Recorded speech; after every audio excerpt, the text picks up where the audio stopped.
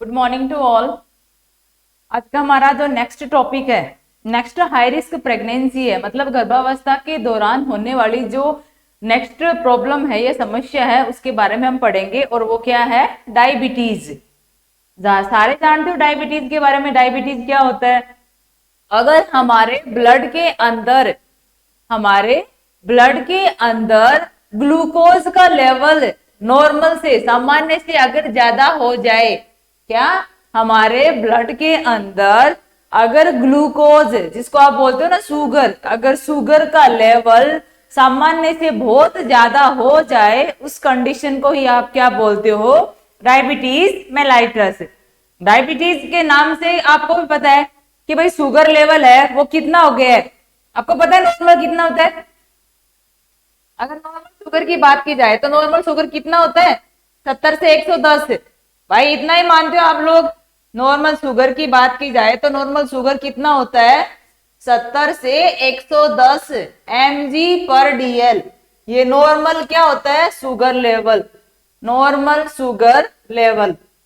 अब अगर ये नॉर्मल शुगर लेवल इतने से ज्यादा हो जाए, 110 से मान लो 140 से ऊपर चला गया है, 140 mg से ऊपर चला गया है, तो वो कंडीशन क्या कहलाती है? हाइपरग्लाइसीमिया या डायबिटीज। कैसे? ये आप कभी असामान्य या एबनॉर्मल मान सकते हो जब आपने खाना नहीं खाया हो, कुछ भी डाइट, मतलब सुबह सुबह अगर अर्ली मॉर्निंग आप उठ के अपना शुगर लेवल चेक करते हो और उसमें भी आपको अगर इससे ज्यादा मिल रहा है 140 mg से, तो आप पता कर लोगे कि क्या है? ग्लूकोज का लेवल बढ़ा हुआ है, शुगर है वो मेरी बॉडी के अंदर बढ़ा हुआ है। अगर खाना खाने के बाद में देखोगे, खाना खाने के 2-3 घंटे के अंदर अंदर अगर आप शुगर का लेवल चेक करोगे तो वैसे ही असामान्य ही मिलता है, क्योंकि आपने ऑलरेडी खाना खा लिया है। अब खाना खाने के बाद में अगर आप ये चेक करोगे तो वहां पे आपको ज्यादा ही मिलेगा। तो वो कंडीशन आप डायबिटीज में इंक्लूड नहीं करते हो। डायबिटीज में वो ही कंडीशन इंक्लूड की जाती है जब बिना खाना खाए, मतलब फास्टिंग, आप व्रत वगैरह कर रहे हो, फास्ट वगैरह कर रहे हो, उस दिन आप कुछ ही नहीं खाते हो, अगर उस टाइम पे आपने ग्लूकोज चेक किया और शुगर का लेवल आपको ज्यादा मिला, तो आप पता हो जाएगा आपको कि आपको क्या है? डायबिटीज की बीमारी हो चुकी है। समझ में आया? अब यही डायबिटीज अगर प्रेगनेंसी के दौरान हो रही है, गर्भावस्था के दौरान अगर ये डायबिटीज हो रही है, तो आप उसको क्या बोलते हो? Gestational diabetes mellitus. क्या होती है? Gestational diabetes mellitus. भाई जेस्टेशनल का मतलब क्या होता है? प्रेगनेंसी। तो प्रेगनेंसी के दौरान होने वाला डायबिटीज क्या कहलाता है? Gestational diabetes mellitus. समझ में आया आप लोगों को? नॉर्मल कितना होता है? 70 से 110। अगर इसी 70 से कम चला गया है तो शुगर का लेवल कम हो जाता है। आपको पता है जब आप फास्ट करते हो तो आपकी बॉडी के अंदर ग्लूकोज नहीं बचता। अब अगर ग्लूकोज नहीं बच रहा है उस कंडीशन के अंदर, आपको ही पता है जब ग्लूकोज नहीं बचेगा तो क्या आ जाएगा? आपको चक्कर वक्कर आने लग जाते हैं, आलसीपन छा जाता है, आप लोग कोई काम, घर का काम नहीं कर सकते हो, एनी टाइम सोते रहते हो। तो ये चीजें क्या होती है जब ग्लूकोज का लेवल कम होता है। बट यहाँ पे कंडीशन क्या है? हमें तो डायबिटीज की पढ़नी है। तो डायबिटीज में क्या होता है? ग्लूकोज का लेवल बढ़ जाता है। समझ में आया? क्या हो जाता है? ग्लूकोज का लेवल इंक्रीज हो जाता है। और यही कंडीशन क्या कहलाती है? Diabetes mellitus. किसकी वजह से होती है ये? अगर बात की जाए तो ये डायबिटीज के कारण क्या है, क्यों होता है? हमारी बॉडी के अंदर एक ऑर्गन होता है, एक अंग होता है पेंक्रियाज, जिसको आप बोलते हो अग्नाशय। अगर वो पेंक्रियाज की बीमारी हो जाए, पेंक्रियाज है वो बीमार हो गया है, उसमें कोई प्रॉब्लम आ गई है, तो उसके अंदर एक सेल होती है बीटा। क्या? अग्नाशय के अंदर एक सेल प्रेजेंट होती है, बीटा सेल। वो बीटा सेल क्या करती है कि इंसुलिन नाम का फैक्टर बनाती है, इंसुलिन नाम का एक हार्मोन निकालती है। कौन? Beta cell. बीटा सेल से क्या निकलता है? इंसुलिन नाम का एक हार्मोन निकलता है। और वो हार्मोन क्या करता है? जितना भी ग्लूकोज बना है हमारी बॉडी के अंदर, वो क्या करेगा? हमारी बॉडी की कोशिकाओं को टिश्यू को, मसल्स को वो क्या कर देता है, बांट देता है। समझ में आ रहा है, जिसकी वजह से हमारी बॉडी आराम से काम करती है। बट अगर ये पेंक्रियाज बीमार हो गया, अग्नाशय क्या हो गया, बीमार हो गया, वहां से क्या होगा, बीटा सेल नहीं बनेंगी। बीटा सेल काम नहीं करेंगी तो इंसुलिन हार्मोन काम नहीं करेगा। इंसुलिन हार्मोन काम नहीं करेगा तो जो ग्लूकोज हमारे शरीर में बना हुआ है वो वैसा का वैसा ही रहेगा, हमारी कोशिकाओं के पास, सेल के पास, टिश्यू के पास ले जाएगा कोई भी नहीं। समझ में आया? Is that clear? अगर आप इसको एग्जाम्पल से देखते हो वापस से कंडीशन, कि यहाँ पे क्या होता है, पेंक्रियाज, और ये पेंक्रियाज क्या करता है, इसमें 3 तरीके की सेल पाई जाती है, एक अल्फा, एक बीटा और एक डेल्टा। ये अल्फा से तो अलग अलग हार्मोन निकलते हैं, इससे आपको कोई लेना देना नहीं है। यहाँ पे बीटा सेल क्या बनाती है, हार्मोन इंसुलिन, और ये इंसुलिन क्या करता है, ग्लूकोज को अपने साथ बांधता है। क्या करता है, ग्लूकोज को अपने साथ बांध के लेता है, बांध के और कहा ले जाता है, अपने साथ बांध लेता है और बांध के कहा ले जाता है भाई, हमारी शरीर की बॉडी या सेल्स, जो भी कोशिकाएं होती है उनके पास ले जाता है। समझ में है? और कहाँ पहुंचा देगा, सेल के पास पहुंचा देता है। समझ में आया? सेल के पास पहुंचा देगा।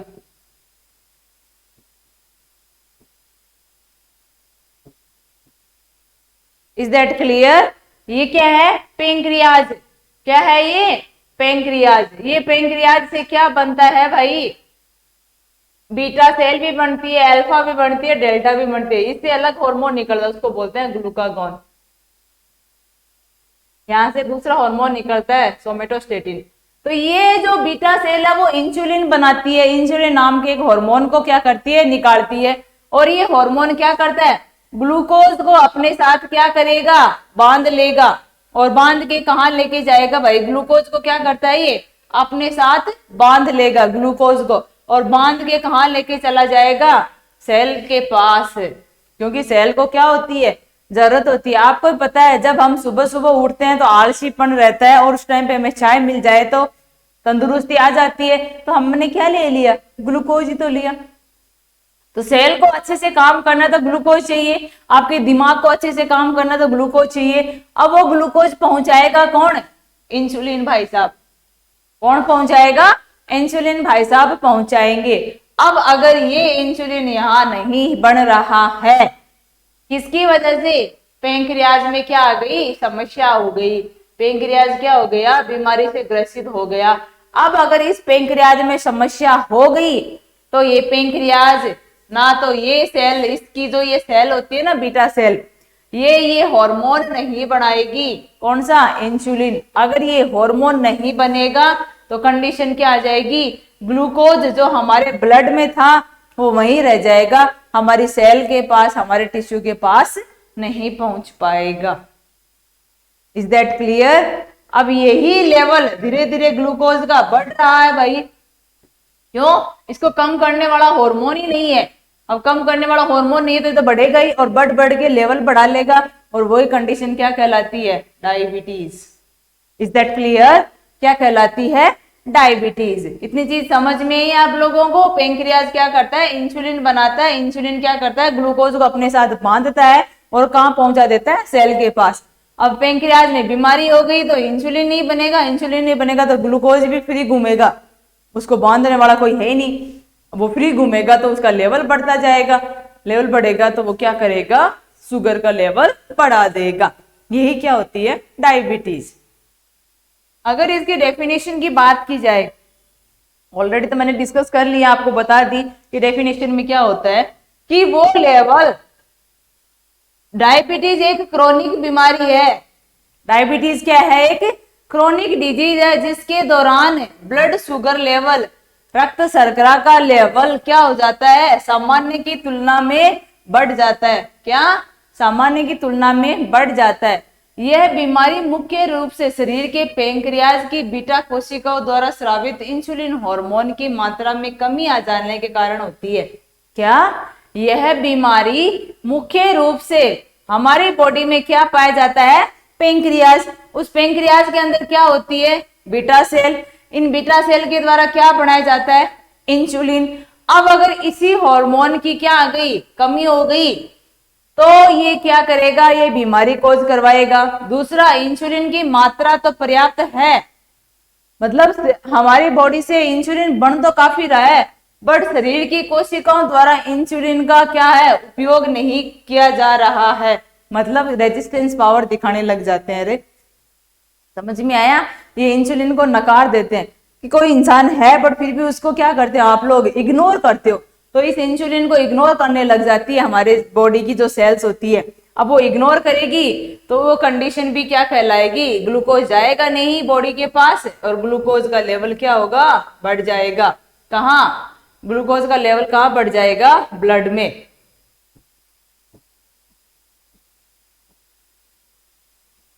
समझ में आई इतनी चीज? ग्लूकोज का लेवल क्या हो जाता है? ब्लड में बढ़ जाता है। किसकी वजह से?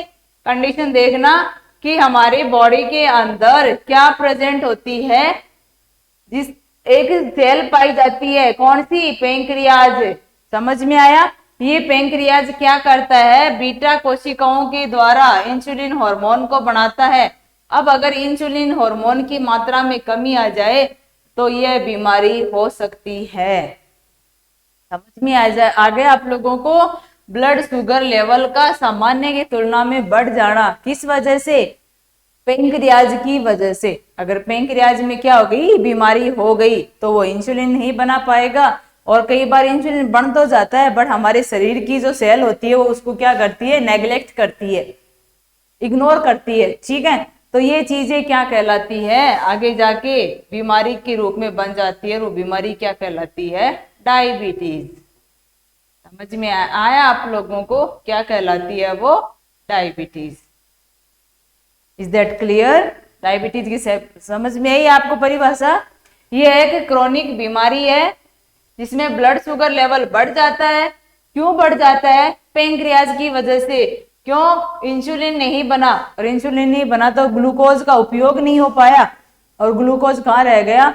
ब्लड में ही रह गया, और उसने क्या कर दिया? सामान्य से अपना स्तर बढ़ा दिया। नेक्स्ट अगर हम यहाँ पे बात करेंगे कि इसके टाइप्स कौन कौन से होते हैं डायबिटीज के। अगर डायबिटीज के टाइप्स की बात की जाए तो गर्भावस्था के दौरान पाए जाने वाला डायबिटीज मेलाइटस को हम 3 भागों में बांट सकते हैं। क्या? गर्भावस्था के दौरान या प्रेगनेंसी के दौरान जो डायबिटीज मिलता है वो 3 भागों में विभाजित होता है। कौन कौन से? पहला क्या है? Pre gestational diabetes mellitus. First one क्या है? Pre gestational. इसका मतलब होता है गर्भावस्था से पहले। क्या? गर्भावस्था से पहले। गर्भावस्था से पहले ही महिला में क्या था? डायबिटीज था। गर्भावस्था से पहले ही महिला में क्या था? डायबिटीज था। उसी को बोलते हैं pre gestational diabetes mellitus. Pre का मतलब होता है पहले, जेस्टेशनल का मतलब होता है प्रेगनेंसी। तो प्रेगनेंसी से पहले ही, मतलब अगर वो लेडी प्रेग्नेंट हुई नहीं थी, उसने गर्भ धारण किया ही नहीं था, उससे पहले इसमें डायबिटीज थी, तो उसको बोलते हैं प्री जेस्टेशनल डायबिटीज मेलाइटस। दूसरा होता है जेस्टेशनल डायबिटीज। इसको आप बोलते हो गर्भावस्था के दौरान। क्या? गर्भावस्था के दौरान किसका होना? डायबिटीज का। तीसरा होता है ओवर डायबिटीज। इसके अंदर क्या होता है? किसी भी कारण से, मतलब महिला चाहे आप उसको पहले मान लो चाहे बाद में मान लो, ये ओवर के अंदर क्या होता है? बहुत सारे ऐसे कारण होते हैं, बाहरी कारणों की वजह से महिला में क्या हो गया है? डायबिटीज हो गया है। बाहरी कारणों से, कोई सा भी कारण हो जाए, जैसे मान लो क्या था भाई, जेनेटिक प्रॉब्लम है, उसकी मम्मी को थी, उसकी दादी को थी, उसकी नानी को थी, उसकी फैमिली में किसी भी लेडीज को प्रॉब्लम थी, तो ये चीज वहां पे क्या होती है? बनती जाती है, बनती जाती है। तो ये कुछ मतलब अदर दूसरे कारण भी हो सकते हैं जिनकी वजह से ये डायबिटीज हो सकती है। इंपॉर्टेंट चीज हमें पढ़नी है जेस्टेशनल डायबिटीज मेलाइटस। क्या पढ़नी है हमें? जो इंपॉर्टेंट है, पहली डायबिटीज है प्री जेस्टेशनल, मतलब गर्भावस्था से पहले ही महिला में क्या था? शुगर लेवल बढ़ा हुआ था। जेस्टेशनल का मतलब होता है गर्भावस्था के दौरान उसमें डायबिटीज हो गया, और तीसरा क्या है, किसी भी कारण से डायबिटीज का हो जाना। अब अगर यहाँ पे हम बात करें कि हमें सिर्फ किसके बारे में पढ़ना है, जेस्टेशनल डायबिटीज मेलाइटस के बारे में।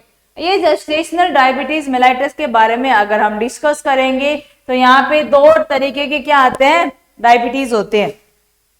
एक होता है insulin dependent diabetes mellitus IDDM, और एक होता है NIDDM।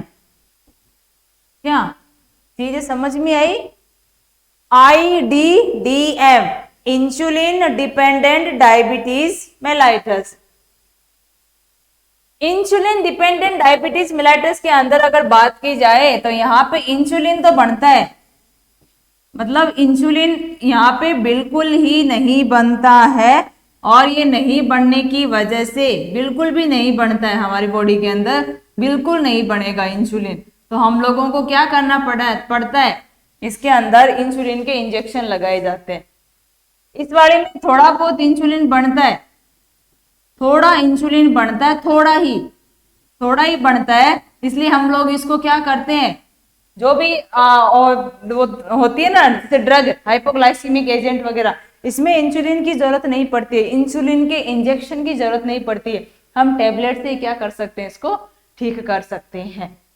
समझ में है आप लोगों को?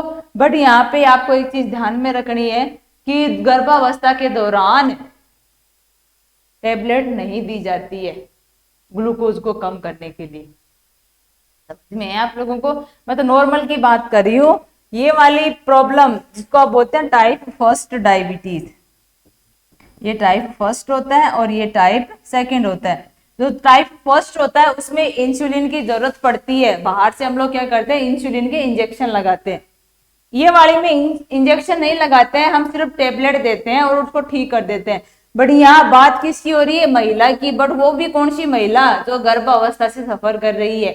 उस कंडीशन के अंदर हम लोग टेबलेट नहीं देते, हमारे पास एक ही चीज रहती है, इंसुलिन दे दो। समझ में आया? उसको क्या करना पड़ेगा, इंसुलिन ही देना पड़ेगा।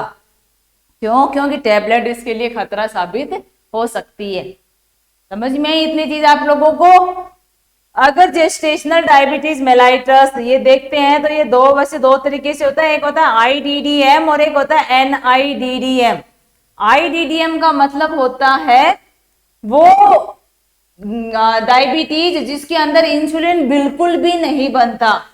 IDDM के अंदर क्या होता है, वो डायबिटीज जिसके अंदर इंसुलिन बिल्कुल भी नहीं बनता है, और हमें इसके उपचार के लिए क्या देना पड़ेगा, इंसुलिन थेरेपी।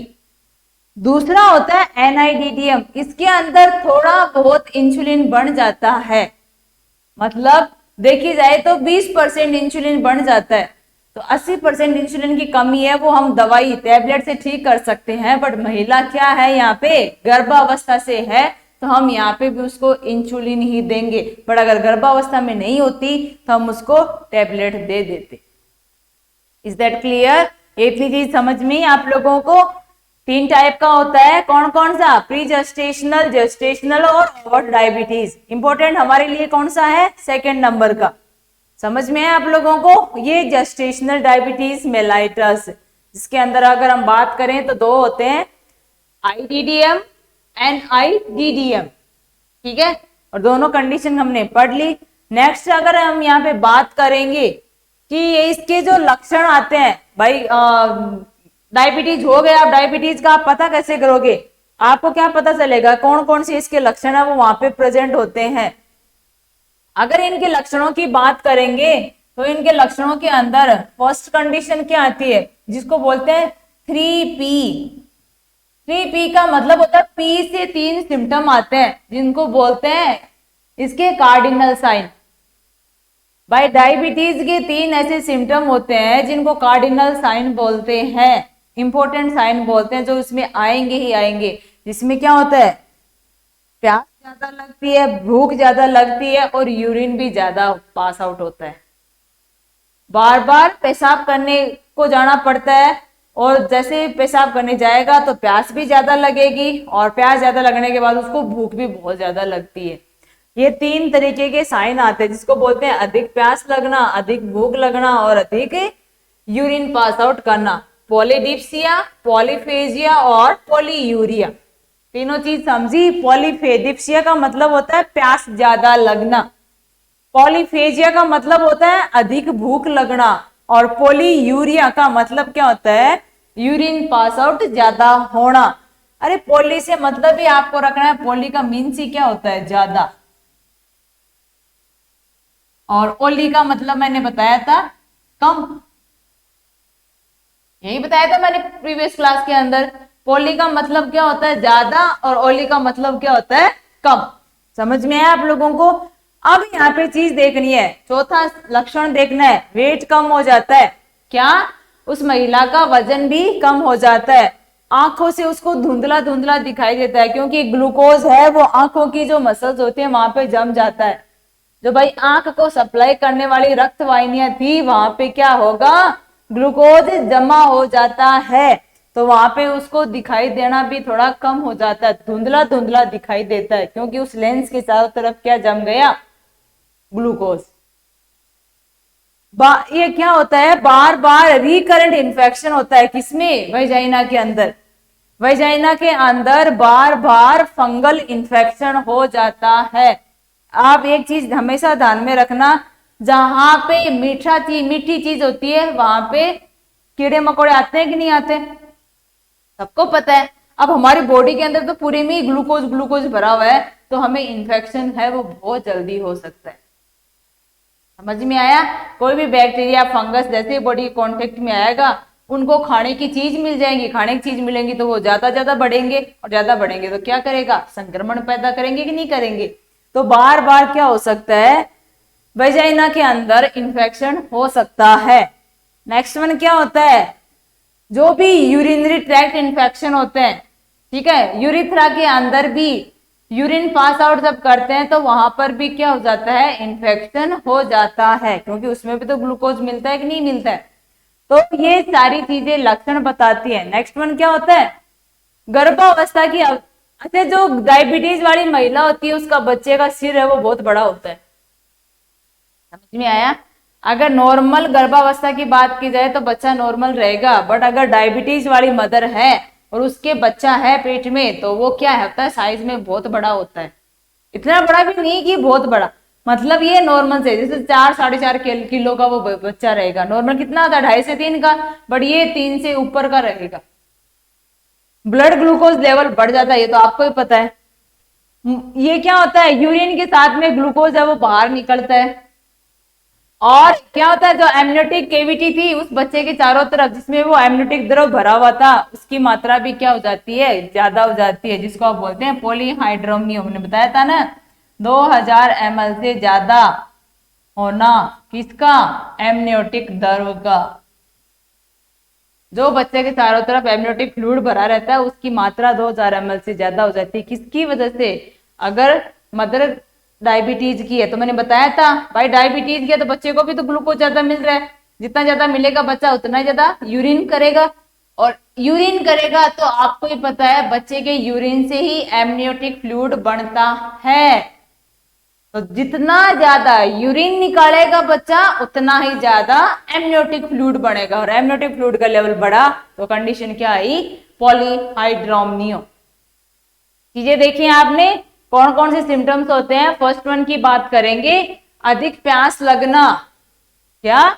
अधिक प्यास लगना। दूसरा, भूख ज्यादा लगना, यूरिन ज्यादा आना, वजन कम हो जाना, आंखों से धुंधला दिखाई देना, बार बार वेजाइना में इन्फेक्शन होना, बार बार मूत्र मार्ग जिसको बोलते हैं ना जहां से यूरिन पास आउट करे, मतलब यूरिथ्रा के अंदर, यूरिथ्रा के अंदर क्या हो जाता है, इन्फेक्शन हो जाता है, बच्चे का आकार बड़ा रहता है, ब्लड ग्लूकोज लेवल बढ़ जाएगा, यूरिन के साथ में ग्लूकोज आएगा, और बच्चे को पॉलीहाइड्रोमियो भी हो जाएगा। ये सारे क्या होते हैं, इन्फेक्शन होते हैं, इसके डायबिटीज मेलाइटस के, इसको बोलते हैं जीडीएम। जीडीएम का मतलब होता है जेस्टेशनल डायबिटीज मेलाइटस। प्रेगनेंसी के दौरान होने वाला डायबिटीज क्या कहलाता है? Gestational diabetes mellitus. Is that clear? इतनी चीज आपने पढ़ी। ये क्या है? डायबिटीज के सिम्टम है, लक्षण है। ये 3P कहलाते हैं, पॉलीडिप्सिया, पॉलीफेजिया, पॉलीयूरिया। समझ में आ रहा है आप लोगों को? ये क्या हो गए? क्लिनिकल लक्षण हो गए किसके? डायबिटीज के। नेक्स्ट अगर हम यहाँ पे बात करें तो हम इसका मैनेजमेंट कैसे करते हैं? किसका? डायबिटीज का। अब अगर डायबिटीज के मैनेजमेंट की बात करेंगे तो भाई मैनेजमेंट के अंदर कंडीशन आती क्या है? आपको भी पता है कि जब भी हम बच्चे का, जब मदर को क्या हो गया? डायबिटीज हो गया, तो उस डायबिटीज के अंदर जो फर्स्ट ट्रीटमेंट होता है, तो पहले हम लोग उसको क्या करते हैं? गर्भ धारण करने से पहले उसको काउंसलिंग दी जाती है। मतलब अगर लेडी को प्री जेस्टेशनल डायबिटीज मेलाइटस है, मतलब बच्चा कंसीव करने से पहले या प्रेग्नेंट होने से पहले ही उसको डायबिटीज था, तो डॉक्टर उसको क्या देता है? काउंसलिंग देता है। उस काउंसलिंग के दौरान उसको क्या किया जाता है? यदि महिला गर्भवती होने से पूर्व डायबिटीज से क्या हो? ग्रसित हो, तो ऐसी स्थिति में महिला को ब्लड शुगर लेवल नियंत्रित करने के लिए उसको काउंसलिंग देना बहुत जरूरी है। अगर महिला पहले से ही डायबिटीज से ग्रसित हो और वो चाहती है कि मुझे प्रेग्नेंट होना है, मुझे गर्भ धारण करना है, तो उससे पहले उसको क्या काउंसलिंग दी जाती है कि आपको ब्लड शुगर लेवल को क्या करना है? कंट्रोल करना है। इस दौरान महिला को स्त्री रोग विशेषज्ञ के साथ साथ डायबिटिक विशेषज्ञ की भी सलाह दी जाती है। मतलब गायनिक डॉक्टर के पास तो जाना ही जाना है, बट उसके साथ में जो डायबिटीज को कंट्रोल करने वाला डॉक्टर है उसके पास भी उसको क्या किया जाता है? भेजा जाता है। फिर महिला को खाने से रिलेटेड और एक्सरसाइज से रिलेटेड सलाह दी जाती है। मतलब आप उसको वो चीज खाना है जिसके अंदर क्या हो? ग्लूकोज की मात्रा बहुत कम हो। समझ में आ रहा है? ग्लूकोज की मात्रा क्या हो? कम हो। और उसके साथ साथ में उसको क्या किया जाता है? व्यायाम करवाना, मतलब उसको एक्सरसाइज भी करवाना है। एक्सरसाइज करेगी तो सेल क्या करेंगी? काम करेंगी। काम करेंगी तो उनको भी क्या चाहिए? ग्लूकोज चाहिए। तो ग्लूकोज है वो उनके पास जल्दी जल्दी पहुंचेगा। आपको पता है जब आप एक्सरसाइज करके आते हो, जिम जाते हो, जिम के बाद में आप लोग प्रोटीन शेक पीते हो, वो इसलिए पीते हो ताकि एनर्जी आ जाए। तो यहाँ पे मदर जब काम करेगी, एक्सरसाइज करेगी, व्यायाम करेगी, तो उसकी सेल को भी ग्लूकोज की जरूरत पड़ेगी। तो जो जमा किया गया ग्लूकोज अंदर भरा पड़ा है, वो ग्लूकोज कहाँ चला जाएगा? सेल के पास चला जाएगा और उसका लेवल धीरे धीरे कंट्रोल होने लगेगा। यदि महिला मोटापे से सफर कर रही है, मतलब मोटी है महिला, तो ऐसी स्थिति में वजन कम करने की भी हम उसको सलाह देते हैं, क्योंकि इसकी वजह से जो महिला डायबिटीज के कारण गर्भ स्थिति में होने वाले जन्मजात, जो भी मान लो लेडी प्रेग्नेंट हो गई है, उसको पता था उसको डायबिटीज है, वो फिर प्रेग्नेंट हो गई है और उसने उस ग्लूकोज को कंट्रोल नहीं किया। अब अगर ग्लूकोज को कंट्रोल नहीं किया है तो जो उसका बच्चा होगा, उस बच्चे के अंदर जन्मजात विकृतियां बहुत सारी मिलेंगी। समझ में आया?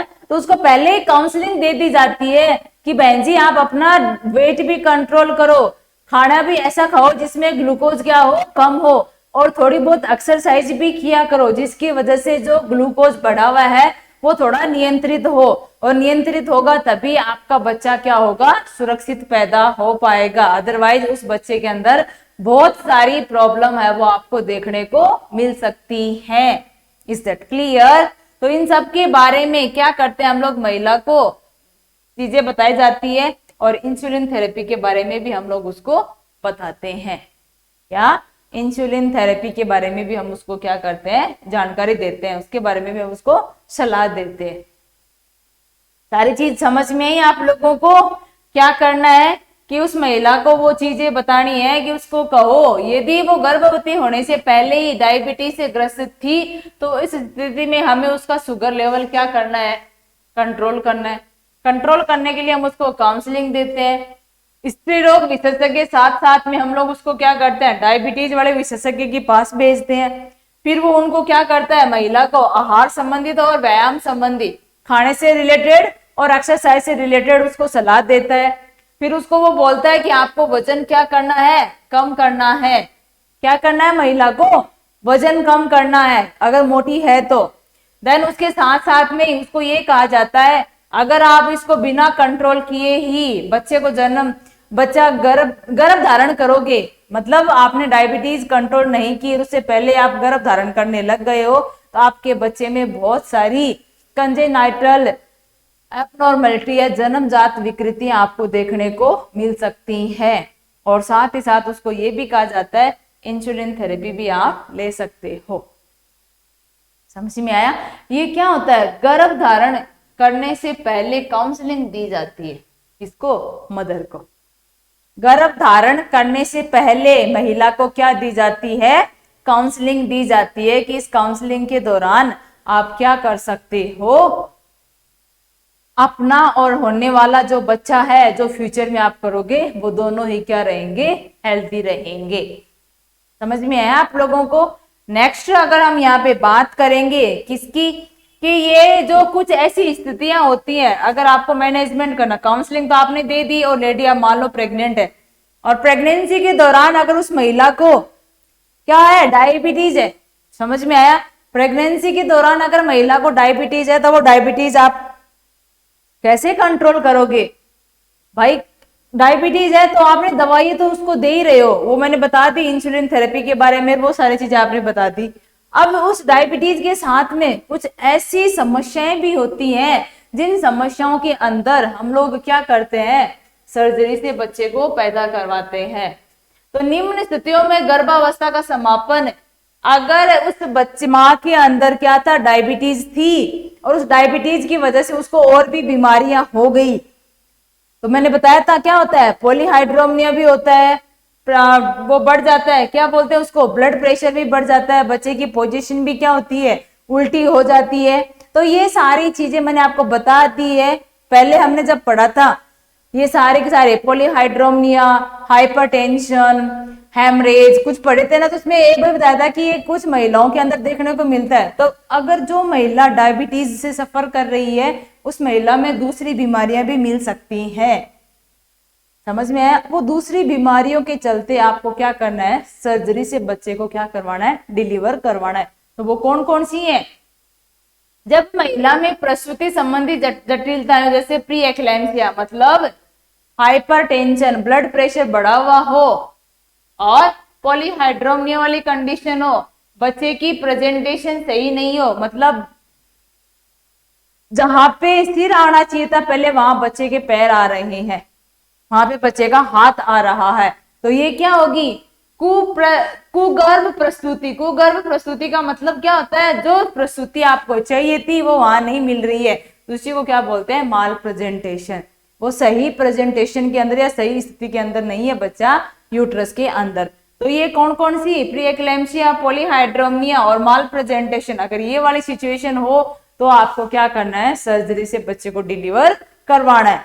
दूसरी बात, जब गर्भस्थ शिशु का आकार अधिक बड़ा हो, भाई वजन बहुत ज्यादा हो, 4 किलो से भी ज्यादा हो, तो उस कंडीशन में भी हमें सर्जरी करवानी है।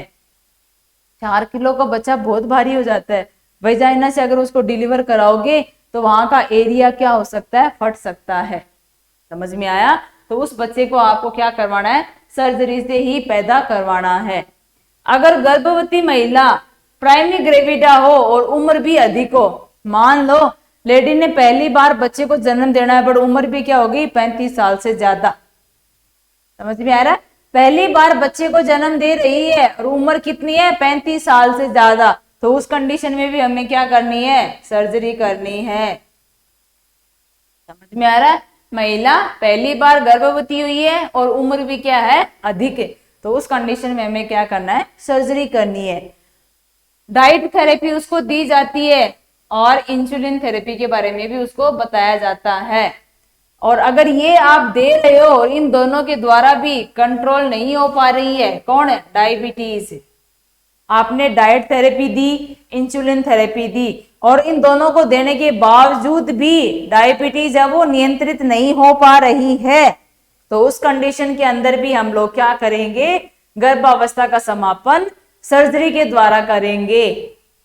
समझ में आया आप लोगों को इतनी चीज? कौन कौन सी ऐसी स्थितियां होती हैं जिनके अंदर हम लोग क्या करते हैं, सर्जरी के द्वारा गर्भ अवस्था को समाप्त करते हैं। पहली क्या है, अगर महिला में कोई भी लेबर से संबंधित प्रॉब्लम हो, जैसे पॉलीहाइड्रोमिया हो गया, प्री एक्लेम्सिया हो गया, माल प्रेजेंटेशन, इन तीनों में से कोई भी हो चाहिए। दूसरी, अगर बच्चे के आकार बड़ा हो या वजन भी बहुत ज्यादा हो तो भी हमें सर्जरी करनी है। महिला पहली बार बच्चे को जन्म दे रही है और उसकी उम्र भी क्या है, बहुत ज्यादा है, तो भी सर्जरी करनी है। आपने उसको अच्छा खाना खाने के लिए बोला था, इंसुलिन थेरेपी भी बताई थी, फिर भी शुगर लेवल नियंत्रित नहीं हो रहा है, तो भी हमें क्या करना है, सर्जरी करनी है। Is that clear? ये क्या होते हैं, कुछ मैनेजमेंट के पॉइंट्स होते हैं जिनके द्वारा हम लोग क्या कर सकते हैं, गर्भावस्था को समाप्त कर सकते हैं। इतनी चीज आपको समझ में आई? पहले तो हम उसको काउंसलिंग करेंगे, किसके बारे में, वजन कम करो, एक्सरसाइज करो, अच्छा जो वो खाना खाओ जिसमें ग्लूकोज की मात्रा क्या हो, कम हो, शुगर लेवल जिसके अंदर क्या हो, कम हो, डाइट अच्छी बताएंगे, इंसुलिन थेरेपी के बारे में भी उसको सलाह दी जाएगी। तो ये सारी चीजें उसको बता दी गई है, और बताने के बाद में भी उसमें कोई चेंज नहीं हुआ है, कोई नियंत्रण नहीं हुआ है ग्लूकोज का। तो जब उसकी डिलीवरी होगी तो उस डिलीवरी के दौरान अगर ये सारी चीजों में से कोई एक भी स्थिति अगर वहां पे आपको देखने को मिल रही है, तो आपका एक ही फर्ज होगा, क्या, सर्जरी करके बच्चे को डिलीवर करना। मैं नहीं कहती ये सारी वहां पे मिलेंगी, नहीं रहे, इनमें से कोई एक ही आपको वहां पे क्या है, मिलने वाली है। अगर इनमें से कोई एक ही आपको वहां पे मिल गई है, कोई भी स्थिति हो, चाहे सारी मिले चाहे एक मिले, हमारा काम क्या है, सर्जरी करो और बच्चे को बाहर निकालो। Is that clear? ये क्या हो गया, डायबिटीज का मैनेजमेंट। अगर इस मैनेजमेंट के अंदर अगर हम नेक्स्ट पॉइंट की बात करें कि भाई इसको आप जो सर्जरी मैंने आपको जो नॉर्मल तरीके से बता दी है कि कौन कौन सी सिचुएशन में क्या क्या करना है, तो सबसे पहले अगर यहाँ पे हम बात करें कि भाई डायबिटीज है महिला को, ठीक है, क्या है, महिला को डायबिटीज है, तो हमें पहले तो क्या करना है, महिला से पहले ही, लेबर से पहले, प्रसव से पहले उससे मिलना है, और जो भी वो महिला और उसका बच्चा है उस दोनों की वो देखनी है वेलबींग कि दोनों सुरक्षित हैं कि नहीं है। डाइट का देख लिया आपने, इंसुलिन थेरेपी का देख लिया, ये चारों चीजें आपने प्रसव पूर्व देखभाल कर ली। ये करने के बाद जैसे डिलीवरी का टाइम आया, हमने देखा पहली स्थिति के अंदर, ये तो डिलीवरी से पहले का टाइम है, ये सब करने के बाद देखा कि डिलीवरी का टाइम भी आ चुका है, तो आपने पहली स्थिति देखी, यदि गर्भवती महिला यंग हो, मतलब जवान हो, और उसमें कोई भी ऑब्स्टेट्रिकल कॉम्प्लिकेशन है वो क्या हो, अनुपस्थित हो, जो मैंने थोड़ी देर पहले वो 4-5 सी चीजें बताई है ना, वो सारी की सारी क्या है, अनुपस्थित है, और ब्लड शुगर भी क्या है, नियंत्रण में है, डायरेक्टली हमें क्या करवा देना है, डिलीवरी करवा देनी है भाई। समझ में आ रहा है? दूसरी स्थिति ये है कि गर्भवती महिला में जो मैंने पीछे आपको बीमारियां बताई थी, वो बीमारियां कोई भी हो, प्रेजेंट उपस्थित हो वहां पे या अनुपस्थित हो, और उसके अंदर बच्चे में जन्मजात विकृतियां क्या हो, यदि गर्भवती महिला में प्रसूति संबंधी जटिलताएं अनुपस्थित हो और बच्चे में जन्मजात विकृतियां मौजूद हो, तो हमें क्या करना है, सर्जरी करवानी है। समझ में आया भाई? प्रॉब्लम तो उस बच्चे में क्या है, मदर में नहीं है, बट बच्चे में प्रॉब्लम है। माँ में तो कोई दिक्कत नहीं है, बट बच्चे में दिक्कत है, तो हमें क्या करनी है, सर्जरी करनी है। तीसरी कंडीशन क्या देखनी है, माँ में भी प्रॉब्लम है, बच्चे में भी प्रॉब्लम है, और इंसुलिन थेरेपी भी दे दी, फिर भी कोई काम नहीं हो पाया, तो आपने क्या किया, सर्जरी कर दी। सिर्फ एक ही चीज में हमें डिलीवरी सही करनी है, जब बच्चा और माँ दोनों सुरक्षित हो और वहां पे कोई भी कॉम्प्लिकेशन नहीं हो, सब कुछ कंट्रोल में हो, सर्जरी कर दो, सॉरी डिलीवरी कर दो बच्चे की वजाइना से। तो ये एक तो नॉर्मल हो गई, ये तो नॉर्मल तरीके से हो गई, बट ये जो दोनों है ये एबनॉर्मल तरीके से होंगी, क्योंकि इसमें किसी में तो बच्चे में प्रॉब्लम आ रही है और किसी स्थिति में माँ और बच्चे दोनों में प्रॉब्लम आ रही है, तो दोनों में क्या करना है, आपको सर्जरी करनी है। Is that clear?